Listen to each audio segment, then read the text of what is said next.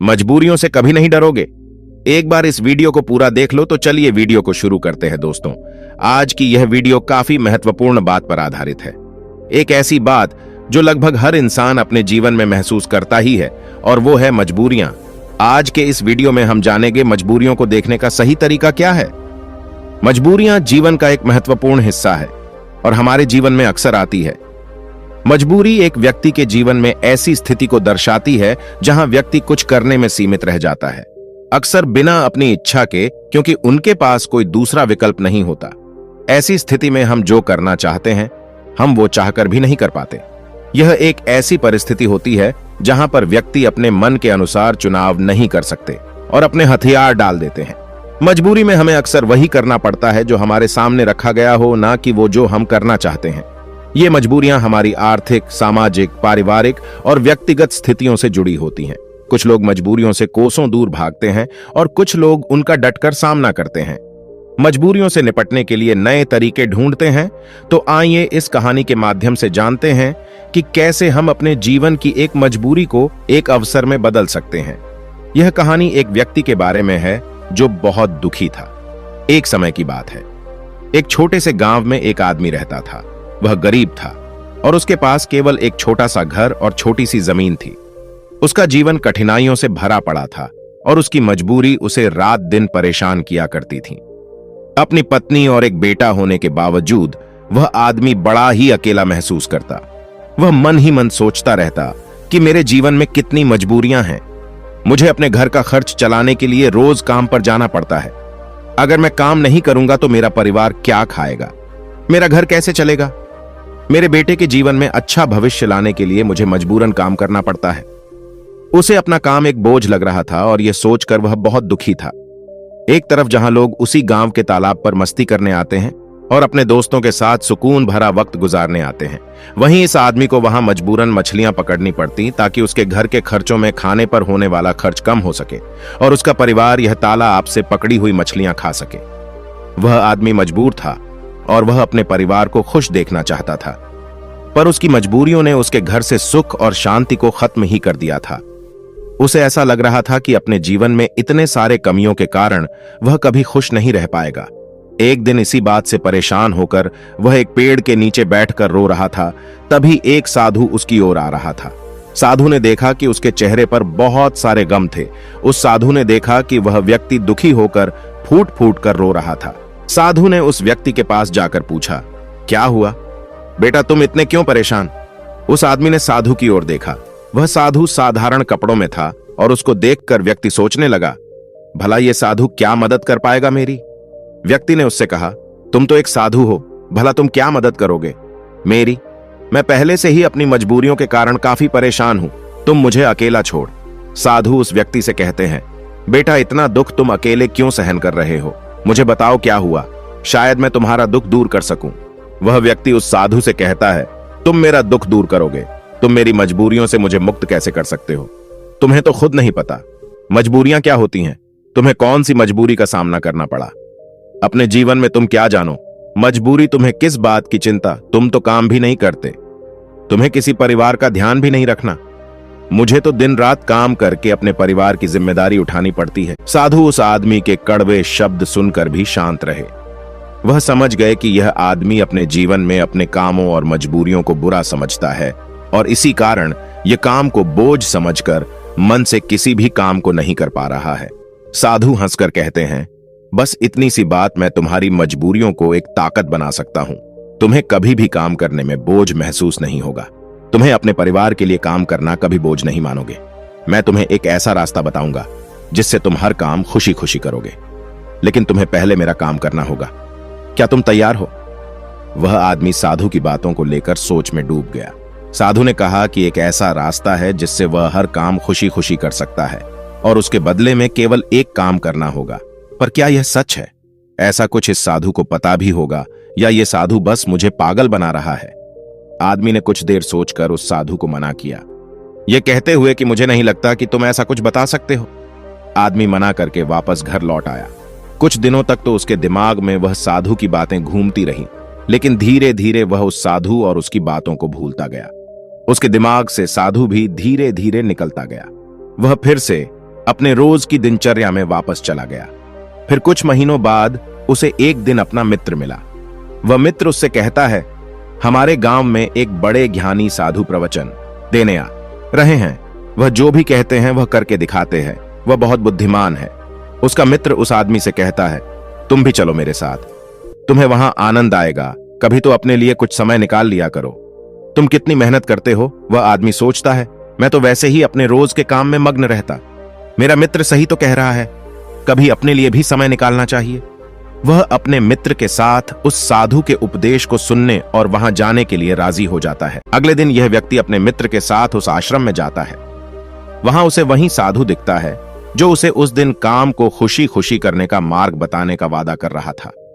मित्र से बात करते समय उसने पूछा कि क्या यही वो साधु हैं जिनके उपदेश हम आज यहां सुनने आए हैं। उसके मित्र ने पुष्टि की कि हां, यह साधु वाकई महान है और उनके पास ज्ञान की अमूल्य धारा है। और तो और उसके पास तो स्वयं राजा भी ज्ञान लेने आते। वो आदमी अपने मित्र से कहता है कि मैं इस साधु से मिल चुका हूं। फिर वह आदमी अपने मित्र को सारी बात बताता है। उसका मित्र पूरी बात सुनकर कहता है, अगर ये साधु ने तुम्हें वचन दिया है तो अवश्य ही वो उसे पूरा करेंगे। तुम्हें उनसे फिर से मिलना चाहिए। आदमी फिर मन ही मन यह सोचता है कि क्या मेरा अब उनसे मिलना ठीक रहेगा। मैं उन साधु के पास जाऊं कि नहीं, वह मेरे बारे में क्या सोचेंगे। परंतु अब उसके मन में यह विश्वास था कि वह साधु उस दिन उसे पागल नहीं बना रहे थे। और अगर थोड़ी सी भी उम्मीद है कि मैं एक ऐसा रास्ता जान जाऊंगा जिससे मुझे कोई भी मजबूरी, कोई भी पीड़ा छोटी लगने लगेगी और मैं उस काम को खुशी खुशी करूंगा, तो ये मुझे जानना ही है। फिर भले ही मुझे उन साधु के सामने शर्मिंदा ही क्यों ना होना पड़े, चाहे कुछ भी हो, मैं इस मौके को अपने हाथ से जाने नहीं दूंगा। यही सोचकर वह आदमी उन साधु से मिलने का निश्चय करता है। उपदेश समाप्त होते होते शाम हो चुकी थी। जैसे ही वह उपदेश समाप्त हुए, सब लोग आश्रम से बाहर जाने लगे। वह आदमी उस साधु के पास जाता है। वह आदमी कहता है, गुरु, क्या आपको याद है मैं आपको मिल चुका हूं, मुझे माफ करना। मैंने आपको उस दिन काफी भला बुरा कहा और मैं उस वजह से बहुत शर्मिंदा भी हूं। मुझे अब बहुत पछतावा हो रहा है, परंतु क्या आप मुझे वह मार्ग बता सकते हो जिससे मैं खुशी खुशी काम करूं। मैं आपका कोई भी काम करने के लिए तैयार। साधु हंसते हुए कहते हैं, हां, मुझे याद है, तुम वही आदमी हो जो उस दिन दुखी हालात में मुझे मिला था। ठीक है, मैं अपना वादा पूरा कर दूंगा, लेकिन अब शाम हो चुकी है और मैं पूरे दिन उपदेश देकर थक गया। तुम मुझे कल सुबह इसी आश्रम के बाहर मिलना। वह आदमी बहुत खुश होता है और कहता है, जी गुरुदेव, मैं कल सुबह आपसे मिलने आ जाऊंगा। सुबह होते ही वह आदमी उस आश्रम के बाहर उस साधु से मिलने जाता है। जब वह आदमी वहां पहुंचता है तो गुरु दरवाजे पर रुके होते हैं। वह व्यक्ति उन साधु के पास जाता है और कहता है, गुरुदेव, मैं तैयार हूं। साधु उस व्यक्ति से कहते हैं, बेटा, मुझे अपना वादा याद है जो मैंने तुमसे किया था, परंतु तुम्हें समझने के लिए मुझे तुमसे एक काम करवाना पड़ेगा। वह आदमी उस साधु से कहता है, जी गुरुदेव, मैं कुछ भी करने के लिए तैयार हूं। आपका काम क्या है जो मैं कर सकता हूं, मुझे बताइए। वह साधु से पास के तालाब के पास ले जाते हैं। वहां एक बड़ा सा पत्थर था जो पानी के बहाव को रोककर बैठा था। बेटा, क्या तुम्हें यह पत्थर दिख रहा है जो पानी के बहाव को रोककर बैठा हुआ व्यक्ति कहता है, जी। फिर साधु कहते हैं, तुम्हें इस पत्थर को यहां से हटाना है। जैसे ही तुम इस पत्थर को हटाओगे, तुम्हें तुम्हारे प्रश्नों के उत्तर मिल जाएंगे। व्यक्ति कहता है, लेकिन गुरुदेव, यह कैसे मुमकिन है? यह तो इतना बड़ा पत्थर है, मैं इसे कैसे हटाऊंगा? और फिर इस पत्थर को हटाने से मेरे जीवन की मजबूरियां कैसे हट जाए? मुझे कुछ समझ नहीं आ रहा। साधु कहते हैं, तुमने कहा था कि तुम मेरा कोई भी काम कर दोगे। तुम्हें इस पत्थर को हटाना ही पड़ेगा, अन्यथा मैं तुम्हें तुम्हारे प्रश्नों का उत्तर कभी नहीं बताऊंगा। अब मैं अपने आश्रम जा रहा हूं। जब तुम यह काम कर दोगे, उसके बाद तुम मुझसे मिलने आना। इतना कहकर साधु अपने आश्रम की ओर बढ़ गए। उस आदमी ने सोचा, मुझे यह समझ नहीं आ रहा है कि गुरुदेव मुझे इस पत्थर को हटाने का काम क्यों दे रहे हैं, लेकिन जो कुछ भी हो, मेरे समस्याओं का हल तो मुझे चाहिए।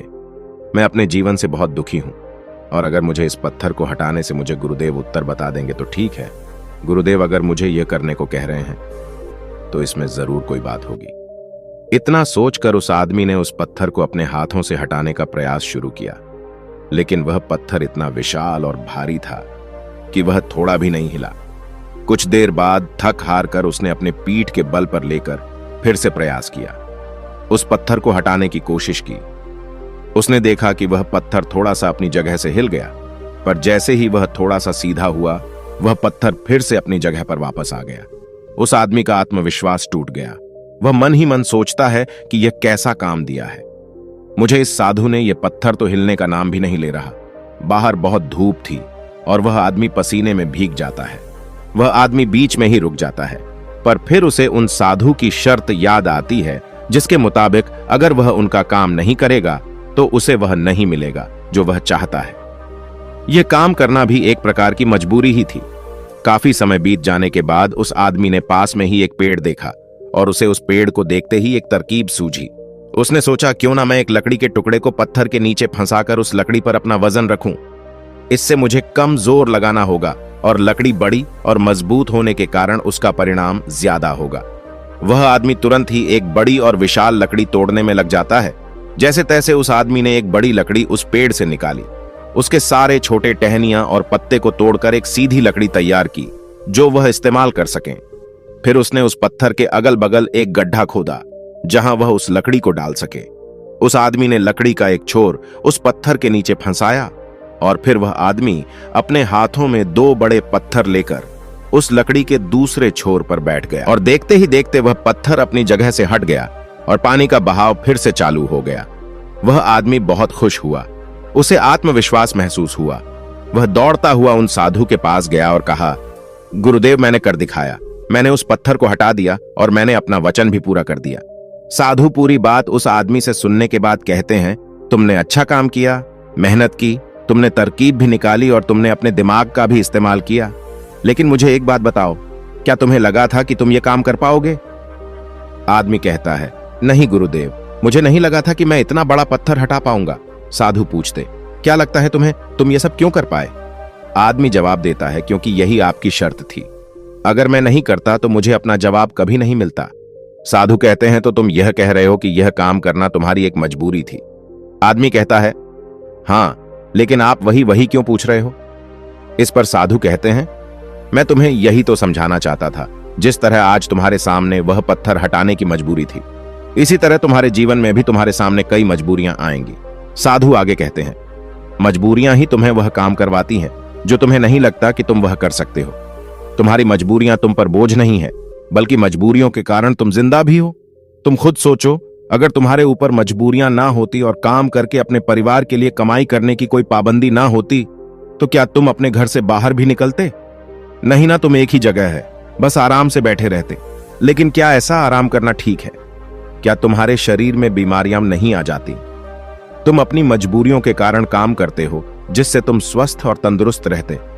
जहां तुम पहुंचना चाहते हो, ये मजबूरियां ही तुम्हें वहां का रास्ता दिखा सकती। वह हमें बताती है कि हमें क्या करना चाहिए।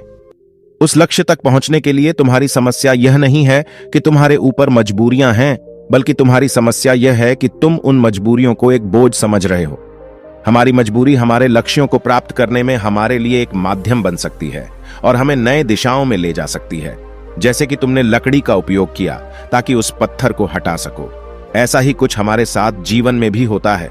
जब हमसे ऊंचे स्तर के लोग, जैसे कि हमारे बॉस या फिर माता पिता या फिर कोई गुरु, हमें कोई कठिन काम देते हैं, तो हमें लगता है कि यह काम हमारे लिए बहुत मुश्किल है। उदाहरण के रूप में, जब हमारे बॉस हमें एक बड़े और कठिन काम को संभालने का काम देते हैं, या जब तुम्हारे व्यापार में कोई विरोधी व्यापारी तुम्हारी तकलीफें बढ़ा देता है जो तुम्हारे लिए मुश्किल होता है, तो तुम कैसे उसका सामना करोगे?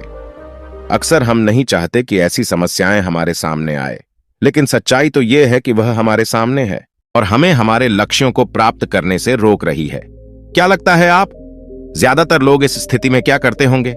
बेशक कोई नहीं चाहता कि वह संकट में आए, लेकिन जब एक विशाल समस्या उनके सामने खड़ी होती है, ऐसी कठिन समस्या है जो उन्हें परेशान करती है, तब क्या करते होंगे लोग? जब भी हमारे जीवन में विशाल और भयानक समस्याएं आती हैं, तो हकीकत में वह हमसे सवाल पूछती है, क्या तुम इस लक्ष्य के काबिल हो? क्या तुम इस परीक्षा का सामना कर सकते हो? आप क्या करोगे? क्या होगा आपका उत्तर? इस प्रश्न पर क्या होता है जब आपके सामने एक समस्या खड़ी हो जाती है जिसका समाधान आपके लिए मुश्किल होता है? क्या आप भाग जाए?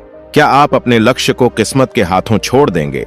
अगर हम इतिहास की ओर देखें तो हजारों लोगों ने इन सारे प्रश्नों का उत्तर ना में दिया। उन्होंने अपने हथियार डाल दिए, अपने लक्ष्य को छोड़ दिया, सिर्फ इसलिए क्योंकि उनके सामने एक बड़ी समस्या आ गई थी। ऐसा हम आज के युग में भी करते हैं। हम हार मान लेते हैं। हम अपने उच्च स्तर के लोगों को पागल तक कह देते हैं कि क्या सोचकर मुझे यह काम सौंपा गया, यह काम तो किसी से भी नहीं होने वाला, या फिर हम अपने लक्ष्य को त्याग देते हैं यह कहकर कि शायद यह लक्ष्य मेरे भाग्य में ही नहीं है। लेकिन इतिहास के कुछ लोगों ने इस प्रश्न का उत्तर हां में दिया। वे डटकर खड़े हुए और समस्या की आंखों में देखकर उसका समाधान निकाला। वह कुछ बड़ा कर पाए उसी समस्या के कारण, और सच कहूं तो वह महान व्यक्ति आज उस मुकाम पर कभी नहीं पहुंच पाते।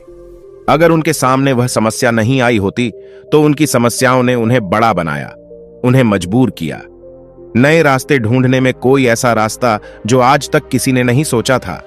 बड़े और महान लोग भी अक्सर अपनी समस्याओं से जूझते हैं और उन्हें पार करने के लिए नए रास्ते ढूंढते हैं। समस्याएं हमें मुश्किल में डालती हैं और हमें मजबूर करती है।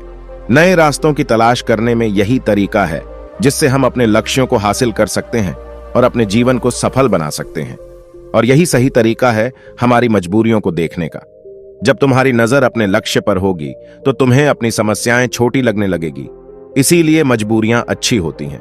तो अगली बार जब तुम किसी मजबूरी में खुद को पाओ तो खुश हो जाना, क्योंकि ये एक मौका है तुम्हें अपने आप को साबित करने का और उसी दौरान वह बनने का जो तुम पहले कभी नहीं थे। दोस्तों, में आपने आज के इस वीडियो से क्या सीखा वह मुझे आप कमेंट में बता सकते हैं। इसी के साथ मैं उम्मीद है कि आपको आज की वीडियो पसंद आई, तो इस वीडियो को उस इंसान को शेयर करें जिससे इसकी सख्त जरूरत है, और उसी के ठीक बाद चैनल को सब्सक्राइब करें। तो चलिए फिर मिलते हैं ऐसी एक और नई वीडियो। तब तक के लिए अपना ख्याल रखें। धन्यवाद और नमो बुद्धाय।